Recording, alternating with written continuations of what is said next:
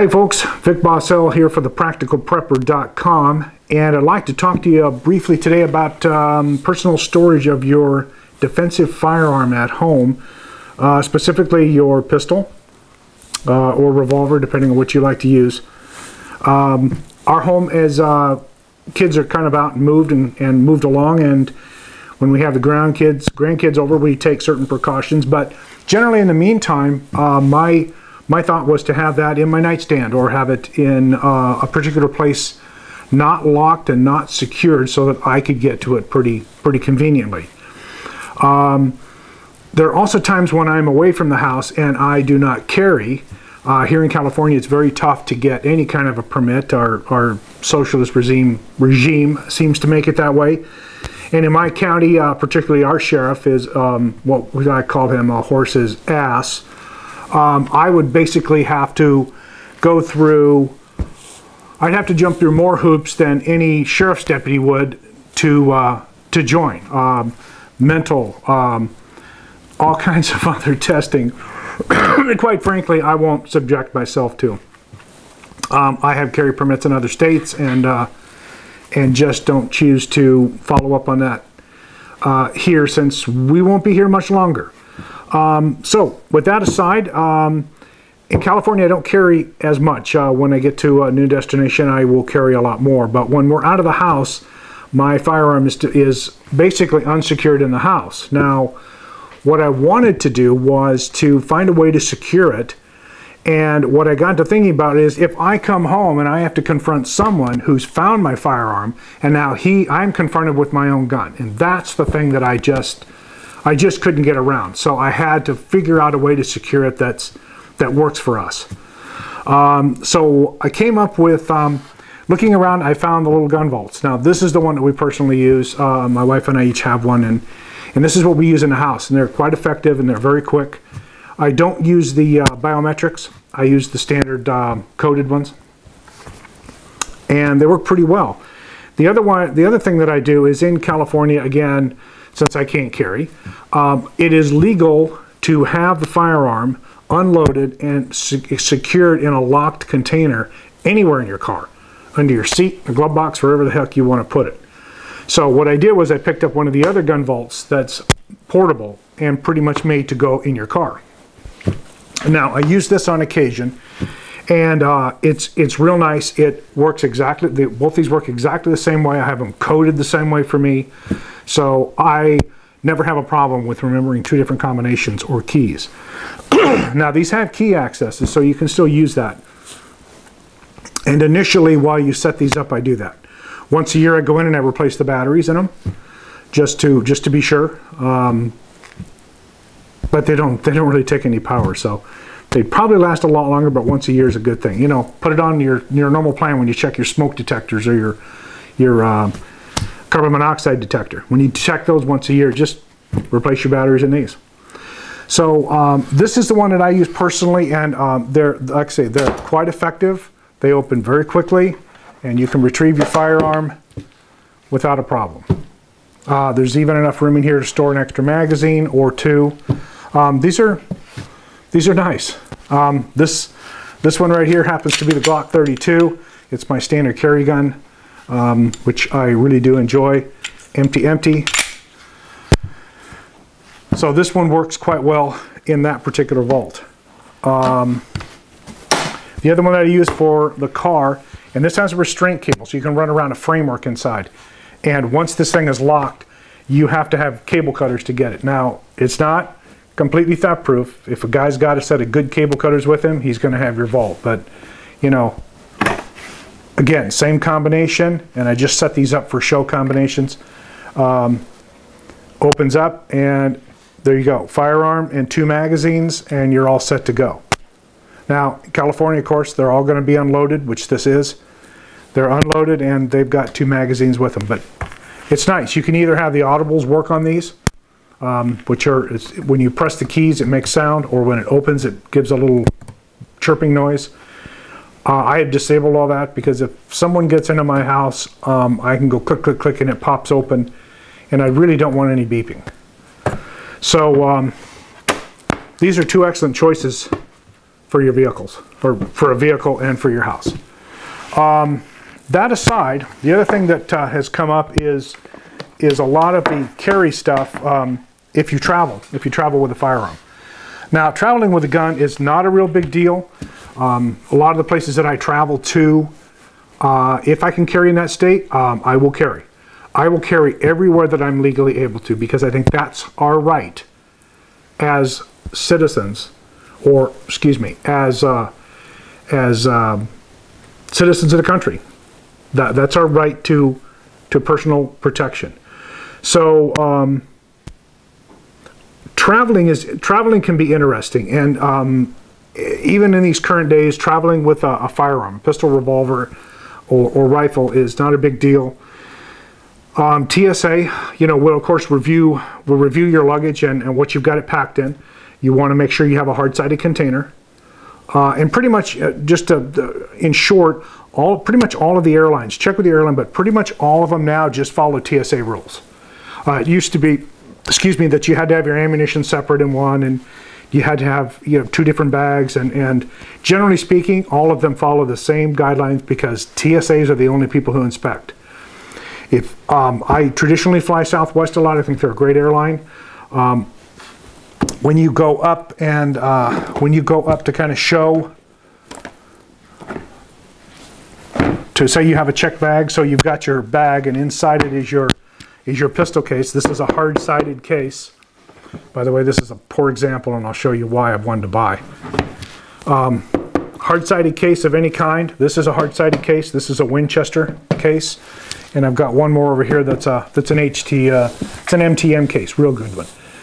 So they want a hard-sided case. You have to be able to lock it, and this has 2 locking ports here. The Winchester has 2 latches and locks on each side, and this case right here, which is the MTM, has the same thing, 2 locking ports. So that you're going to provide your own locks. You're going to check it in, and when you do, you're going to want to have it unlocked. Now, the person at the airline will tell you, go ahead and lock it. At that time, you'll just do what they say. I generally lock it and have the key in my pocket, so I'll use a set of locks similar to this, or I've got a different set that look like this. It just depends which one I want to use. And what I do is I have one key for, I get them, so I got a match pair, one key. I have a key on me, and I keep a spare key somewhere else, like in a carry-on bag that I take, and one in my pocket. So I have a backup, I can get to this. You'll be asked to open it, possibly if you are. If not, they'll tell you to lock it. You'll have to sign out a validation form that says that you're telling them that it's unloaded. Your firearm in here will be unloaded, and you will have no ammunition in this way either. This will simply be the firearms. You could put empty magazines, but no ammunition. Ammunition can be in its original box, or they don't mind as long as they have a box that's designated and designed to carry the ammunition. And that's the difference. So just don't get a cardboard box and throw your loose rounds in there. That's not going to work. You can get the case guards, which I use for reloading, and you can put your rounds in that, and that's generally what I do. And then I usually have 50 rounds of personal handgun ammunition for the pistol I'm carrying, and that to me is fine. That's if it's 10-round mags, so that's 3 loaded mags, 1 in the weapon and 2 on standby, and you got 20 rounds left over. And if you need more than that, you should just be running. I mean, there's no reason to be in a fight where you've got to use 30 rounds. So that said, there's a variety of cases available. I have gone to this Winchester style case, which I like a lot better. It's a very hard-sided case. These latches latch real positively. And then your locks will just drop right on the bottom. And that's really all you need to do. When you fill this out, you put it back in your bag. Your ammunition can be in the same bag. It'll go to TSA. TSA will actually look at it. They'll x-ray your bag. And they're going to check this container to make sure that they can't get into it with the locks on it. And that's really important. You have to make sure they can't get into it, because it happened to me on a trip to Utah last October. I went to Southwest. Now this is the one that I had, and this is a gun vault by Plano. And you can kind of tell these guys, if you kind of push on it, you kind of go, okay, well, it's not real stiff. You take this one that's by MTM, and this is a pretty stiff plastic case. So here's the problem that I encountered. So you take their case, and let's say I was carrying my 1911. So 1911 goes in the case, close the case, and I put the two latches on. Now what I did,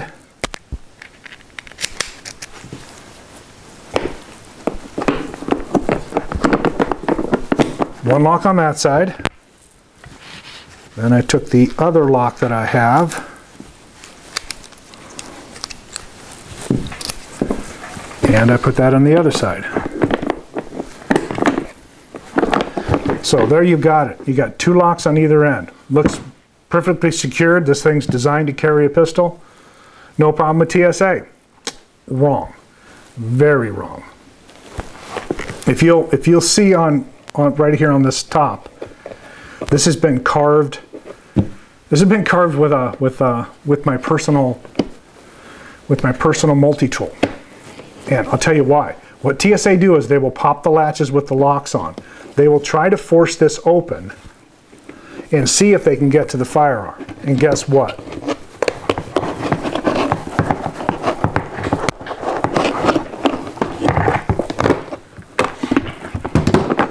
Ta-da! That's what you got to make sure can never happen with a case. They were actually able to get my firearm out of here without taking the locks off. So this little case right here is a piece of crap.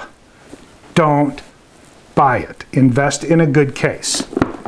So what I'll show you is, this one is hands down my favorite, and it's the one I've really pretty much gone to. But what I had to do at TSA, and I really screwed up a lock doing this, and it's actually one of these locks. I got to figure out which one it is. And it's this one. You can see it won't open, but if I hold it, I can pop it open. What I literally had to do with this, and I asked for the TSA supervisor to come back up.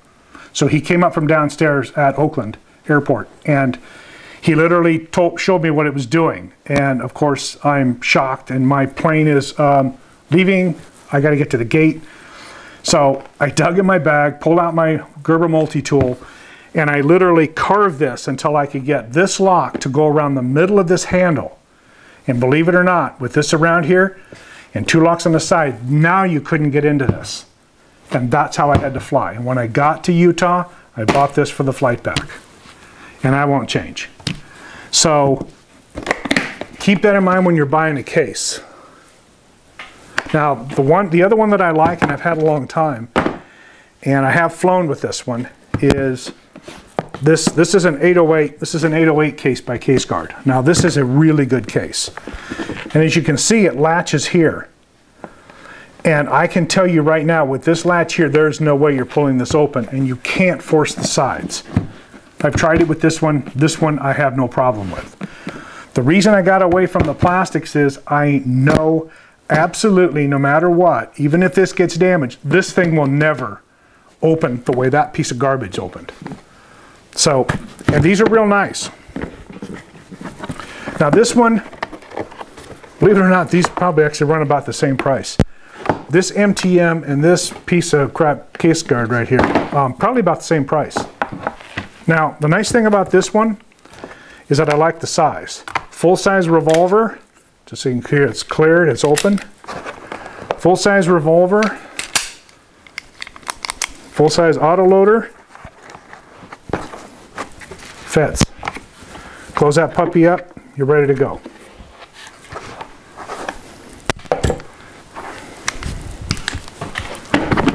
But the one I kind of prefer to use now is the Winchester, and I just think it's an all-around better unit. It's got a handle. It's definitely built well. You've got a little side compartment right here. You could actually put a box of 50 rounds in here, and whatever you want in the corner. Again, full-size autoloader, full-size revolver. And this is actually advertised as a single pistol case. But as you can see, there's 2 pistols, box of ammo, close it.